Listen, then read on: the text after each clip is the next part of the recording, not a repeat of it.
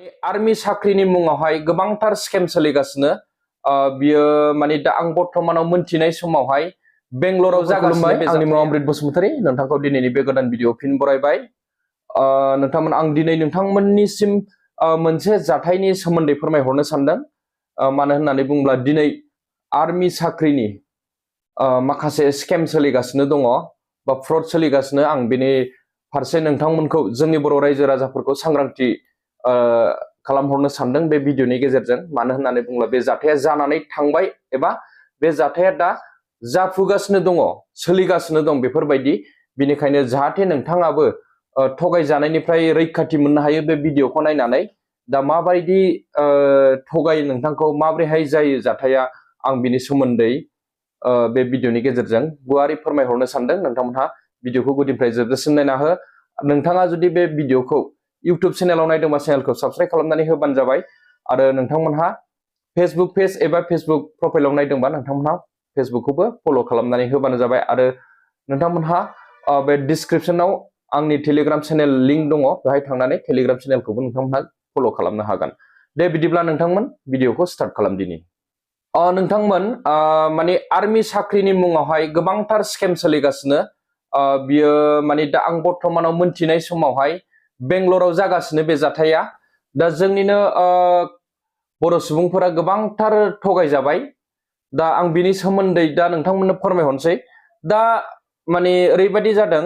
जोंनिनो सासे बर' आइजोखौ लाफानानै सासे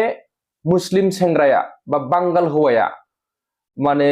जोंनि माखासे बर' सुबुंफोरखौ बिथाङा माने बे सानै हिनजाव आरो हौवाया गोबाव समनिफ्रायनो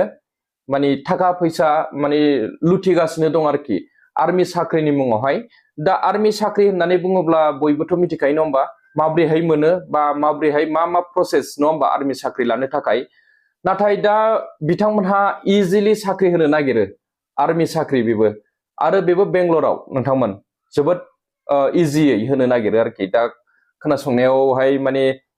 बयबो बिसोरनि रायलायनायफोरखौ खोनायोबा बा बिसोरनि खिन्थाहरनायफोरखौ नोंथाङाबो खोनायोब्ला माने मोनगोन आङो साख्रिखौ बेफोरबायदि साननो हागौ नाथाय बियो मोनसे गिदिरथार स्केम आरोखि नोंथांमोन माने फ्रड खालामगासिनो सासे सुबुंखौ जोङो माने सासे सुबुंनि सायावहाय जोङो माखासे नायबिजिरनानै मोनथिनो मोननाय जादों दा बिसोरनि टिमफोर थानो हागौ दा टिमफोरनि फारसे आं मिथियाखै दा आं सासेल' सुबुंनि फारसे डिटेलै मिथिगौ सासे हौवा आरो सासे हिनजाव नङा होमबा सासे आइजो आरो सासे हौवा बिसोर सानै हौवाया सासे हिनजाव सासे नङा होमबा दा हिनजावा जोंनिनो बर' आइजो बेनिफ्राय जोंनि नर्थ इस्टनिनो सिलचरनि बियो दा बेफोरबायदि आर्मी साख्रिनि मुङावहाय स्केम सोलिनाया माबोरै जादों होननानै बुङोब्ला बिसोरो बै हिनजावा बा बै आइजोआ गोबांथार कन्टेक्ट नाम्बार कालेक्ट खालामनानै नैबे जे मुस्लिम हौवा बा बांगाल हौवा बिसोर सानैजों मोजां मोनलायो आरोखि मोनसे प्लानिं खालामो मानो होननानै बुङोब्ला माने आर्मियावहाय ओंखाम संग्रा जब होगोन होननानै आर्मियाव ओंखाम संनाय खामानि होगोन होननानै गोबांथार बिसोरो स्केम खालामदों दा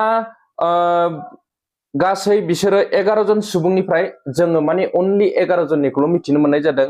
11 जन सुबुंनिया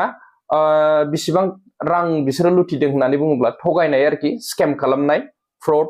बियो 9,20,700 रुपिस जाबाय नोंथांमोन दा जों बेखौ मैयानि गेजेरावहाय मिथिनो मोननाय जादों 9,20,700 रुपिस नोंथांमोन बेसेबांबा गिदिर एमाउन्ट बिसोरो थगायबाय दा थगायनाया ओरै जायो माने हिनजावा माखासे नाम्बारफोरखौ कालेक्ट खालामनानै बै हौवानो हरो बिनिफ्राय कनफारेन्सआव रायलायो आरोखि कनफारेन्सआवहाय दा ओरैबायदि हिनजावा ओरैबायदि होननानै लेंहरगोन बा कल खालामनानै फोरमायहरगोन माने बेंगलरावहाय ओरैबायदि मोजां खामानि दङ आर्मियावहाय माने केन्टिनाव ओंखाम संग्रा नोंथांमोनहा साख्रि मोनगोन होननानै बेफोरबायदि रायलायो बेनिफ्राय फुस्लायनानै बै जे बांगाल बेजों रायलायहोयो आरोखि जगाजग खालामना होयो अब्ला बै बांगाला ओरैबायदि स्मार्ट मानसि बियो कासारनि हो नोंथांमोन आं बिनि गासै मुंफोरखौ खोन्थाहरगोन नाथाय आं बर' आइजोनिखौ खोन्थानाय नंलिया माखासे खोथा सोलिनानै दं बेनिखायनो आङो बर' आइजोनिखौ फट'फोरखौ होनाय नंला नाथाय बे बांगालनिखौ आङो बिनि फट' बिनि आधार कार्डनि एड्रेस गासैखौबो नोंथांमोननो फोरमायहरगोन दा नोंथांमोनहा भिडिअखौ गुदिनिफ्राय जोबजासिम नायना होबानो जाबाय आरो जेसेबां हायो एसेबां भिडिअखौ शेयार खालामना हो नोंथांमोन जाहाथे गुबुन सासेयाबो सांग्रांथि जानानै बेफोरबायदि स्केम खालामनाय एबा फ्रड खालामनाय बा थगायजानायनिफ्राय रैखा मोननो हायो दा आङो बिनि एड्रेस एबा बिनि मुंखौ खोन्थागोन नोंथांमोनहा स्क्रिनाव नुगोन डिसप्लेयावहाय बिनि फट'खौ दा बिनि मुङानो जाहैबाय नोंथांमोन अफजल हुसैन लास्कार अफजल हुसैन लास्कार बिनि डेट अफ बार्थआ 01/12/1984 नोंथांमोन बियो बिनि डेट अफ बार्थ बियो आधार कार्डनि मुं हो डेट अफ बार्थआबो आधार कार्डनि बिनिफ्राय आं बिनि एड्रेसखौ खोन्थानि बेबो आधार कार्डनि बिफान केआर अफआ हारिस आली लास्कार पिअ रामनगर धुपखाना पार्ट 2 कासार आसाम 788003 नोंथांमोन पिन क'डाहाय दा बिसोरो मा खालामो बेफोरबायदिनो कन्टेक्ट खालामनानै ओरैबायदि नोंथांमोननि थाखाय खामानिया रेडि जाजोब्बाय एथ' थाखा हरनांगोन फर्म फिलआप खालामनो थाखाय होननानै नोंनाव फैसाखौ बिहरगोन दानिया फर्म फिलआपनि थाखाय एसे खम एमाउन्ट बिहरग्रोगोन बेनिफ्राय नेक्स्टआवहाय फर्म साबमिटनि बिहरगोन बा माबा मोनसे डकुमेन्टस रेडि खालामनायनि थाखाय नोंनाव बिहरगोन बिदिनो एमाउन्टआ बारानिफ्राय बारा जागोन दा दिनै गाबोन फाइनाल जाथारनोसै बा फाइनाल डिसिसन जाबाय होननानै नोंथांनाव एमाउन्टखौ बारानिफ्राय बारा बिसोरो बिहरो बिनिफ्राय नोंथांमोनहा बिनि रायलायनाय बिनि भइस रेकर्डिं गासिबो खोनासंनानै नंगौ नंनानै दा दिनै 11 जन सुबुङा मानि गासै 9,20,700 रुपिस बिसोरजों थगायजाबाय दा बेनि गेजेरावहाय सासे कर्नाटकनिबो सेंग्रा दङ बियो कानाडा मानसि दा बियो आं खोन्थाहरनि सोर सोर बेसेबां थगायजादों आं मुंफोरखौ लालिया हा नोंथांमोन दा कर्नाटकनिनो सासे कानाडा सेंग्रासा थगायजादों बियो 2,29,700 रुपिस थगायजादों बियो दानिया जोंनि बर'फोरा 10 जन दं बेवहाय सरि 10 जन नंजोबा आङो खोन्थालांसै बाहाय एसामिसबो दंदेरो दा सासेया माने थगायजाबावदों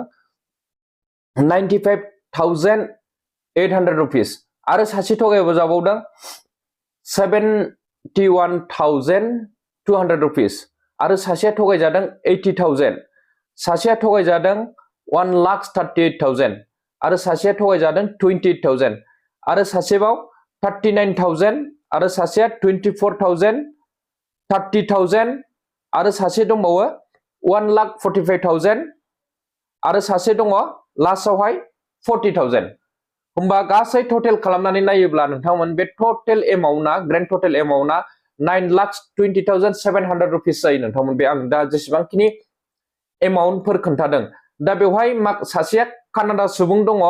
बेनिफ्राय आसामिसबो दङ बियो गगै टाइटेलनि बेनिफ्राय बाखि माखा माबाया 9 जना जोंनि बर' हारिनि दा इसेबां मानि थगायजाबाय बिसोरो मानो एसेबां फोथायनांगौ गोनांथि दङ दा दिनै एथ'ग्राब गावनि खामायनाय थाखा फैसाखौ गैयै न'खरनि सुबुंफोरा बेफोरबायदि हरनानै बिसोरो स्केम खालामनानै दिनै जोंनि बर'निनो सासे आइजोआ बिदि खालामोब्ला बा जोंनि आसामनिनो सासे सेंग्रा एबा सासे मुस्लिमा बिदि खालामनानै थगायनानै दिनै बेसेबांबा बियो गावहा प्रपार्टि बानायबाय जाहैबाय 25 लाखसनि कार बायबाय बेनाव 2 व्हिलार गंनै दंसै टाटा मबाइल दंसै बेनिफ्राय आरो हाबो बायबाय होननानै जों मिथिनो मोननाय जादों दा गोबां माने बियो स्केम खालाम गोबांथार रां आरजिबाय आरोखि दा बिनिखायनो नोंथांमोनहा सांग्रांथि जानांगोन सोरबाया जुदि माने उइदाउट प्रुफ मेगनजों नुथारनाय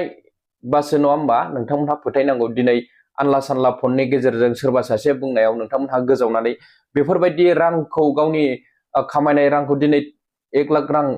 बा 1 लाख रां जमा खालामनो बेसेबां खस्थ' जायो नङा होमबा रायजोफोर दा बिसोरो बेहाय गोसोबायदि बिहरबाय गोसोबायदि हरबाय गासिबो उन सिगां साना हसिया इनकुवारि खालामा हसिया दिनै बिसोरो दा बेफोरबायदि थाखा थगायजानानै दं बेनिखायनो नोंथांमोनहा सांग्रां जा बेंगलराव टिम थानो हागौ बिनि आर्मियाव आर्मि केन्टिनाव बा आर्मि साख्रि होननानै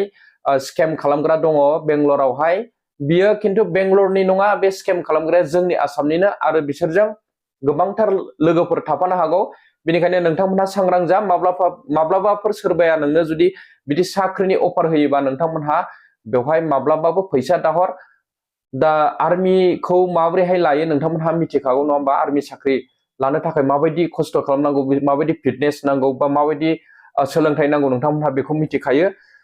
आरो फर्म फिलआप खालामनांगौ बा एप्लाइ खालामग्रोनांगौ बेखौ मिथिखायो दा सोरनिबा खोथायाव गोजावनानै नोंथांमोनहा बेफोरबायदि खामानिखौ मावनानै दाला बे आंनिफ्राय गुरै खावलायहरनाय नोंथांमोननिसिम जाहाथे नोंथाङा थगायजानो नाङा बे आंनि थांखि नोंथांमोन थगायजानायावहाय दिनै नोंथांमोनहा थगायजाबाय नङा होमबा जाय बिथांमोनहा दा थगायजादों आं मुंफोरखौ लायाखिसै जोबोद दुखुनांथाव नाथाय बर'आबो जोंनि क'क्राझार डिस्ट्रिक्टनिनो बे आइजोआ आंबो क'क्राझार डिस्ट्रिक्टनि अब्लाबो आं दिनै मुंखौ लाथ'नो हानाय जानाय नंलिया नोंथांमोन बेनिफ्राय बे हौवाया बांगाल जाथि कासारनि दा एफआइआर जाबाय जोंबो दिनै बेंगलराव एफआइआर खालामदों बेनिफ्राय आसामावबो एफआइआर खालामनाय जादों बिसोरखौ दा बिसोरो थाबैनो हमजानायनि लामायाव फैसिगोन होननानै जों मिजिंथियो दा बेनिखायनो बयबो सांग्रांथि जादों आरो दिनैनि बे भिडिअखौ एसेयावनो दोनथ'नाय जाबाय रायजोफोर गोजोनथों थेंक इउ